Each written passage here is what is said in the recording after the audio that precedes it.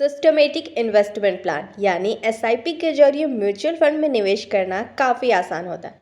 यह बचत और निवेश का एक बेहतरीन तरीका है, लेकिन एसआईपी के जरिए म्यूचुअल फंड पैसे लगाने को लेकर लोगों के मन में इससे जुड़ी कुछ गलत फहमियाँ हैं। म्यूचुअल फंड की कई स्कीमें हैं, जैसे इक्विटी, डेट और हाइब्रिड फंड। अक्सर देखा जाता है कि इक्विटी फंड में निवेश लंबे समय में अधिक लाभकारी साबित होता है। इसकी वजह है इक्विटी फंड में लंबे समय तक एसआईपी करने से शेयर बाजार में होने वाले उतार चढ़ाव का जोखिम कम हो जाता है। शेयर बाजार के निचले स्तर और ऊंचे स्तर का एक औसत रिटर्न बनता है और साथ ही कंपाउंडिंग का फायदा भी मिलता है। लेकिन ऐसा नहीं है कि छोटी अवधि के लिए म्यूचुअल फंड नहीं है। निवेशक अपनी ज़रूरत और निवेश की अवधि को ध्यान में रखते हुए डेट या हाइब्रिड फंड में भी एसआईपी कर सकते हैं। शायद इसे निवेश का सबसे अच्छा तरीका कहना तो उचित नहीं होगा, लेकिन यह नियमित आय वाले लोगों के लिए निवेश का अच्छा तरीका ज़रूर हो सकता है, जैसे वेतनभोगी और कारोबारी जिनकी हर महीने एक निश्चित आय तय है। एसआईपी से निवेश जेब पर भारी नहीं पड़ता और छोटी छोटी राशि लगातार निवेश करने से लंबे समय में एक अच्छी खासी रकम जुटाई जा सकती है।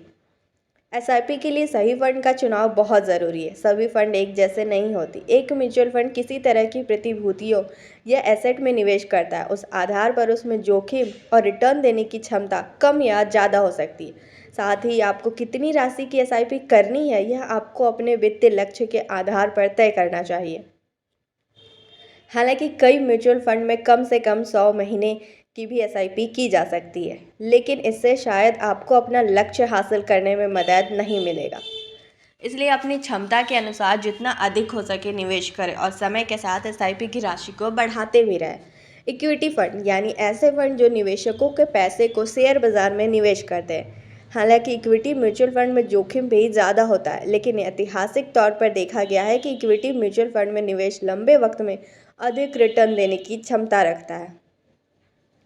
एसआईपी नियमित रूप से निवेश का एक तरीका है। बाजार का स्तर कुछ भी हो सकता है, आपको इसको जारी रख सकते हैं। अगर मंदी का दौर है तो आपको उन्हीं पैसे में अधिक यूनिट मिल जाएगी, और यदि बाजार में तेजी है तो कुछ कम यूनिट मिलेगी और लंबे समय में आपकी यूनिट की कीमत औसत हो जाएगी। एसआईपी में जरिए म्यूचुअल फंड में डेली, मंथली, क्वार्टरली निवेश करने का विकल्प है। पिछले कुछ सालों में रिसर्च में जो फैक्ट सामने आया है, उससे पता चलता है कि लंबी अवधि में इस बात से कोई विशेष फर्क नहीं पड़ता कि आप एक महीने में कितने बार एसआईपी कर रहे हैं, यदि पूरे महीने की गई एसआईपी का योग समान है। इस तारीख में एसआईपी करनी है, इससे भी लंबे समय में आपके रिटर्न पर कोई खास फर्क नहीं पड़ता।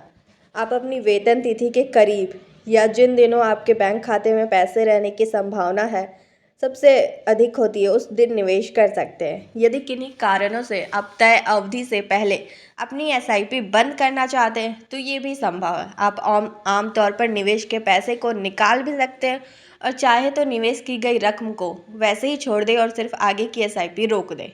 जब भी आपके पास थोड़े अधिक पैसे बच जाए, आप उन्हें उसी फोलियो में निवेश कर सकते हैं। शेयर बाजार में गिरावट के दौरान चालू एसआईपी में अतिरिक्त एक मुश्त निवेश और भी अधिक फायदेमंद हो सकता है। ज़्यादातर लोग सोचते हैं कि एसआईपी छोटे निवेशकों के लिए है। ये सच नहीं है। अधिकांश म्यूचुअल फंड एसआईपी ऊपरी सीमा नहीं रखते, इसलिए यदि आप चाहते हैं तो बड़ी राशि जैसे 5 या 10 लाख रुपए मासिक एसआईपी भी शुरू कर सकते हैं। एसआईपी किस्त के लिए न्यूनतम राशि अक्सर 500 से 1000 रुपये प्रति एसआईपी रहती है। कुछ फंड्स में यह मात्र 100 रुपये भी हो सकती है।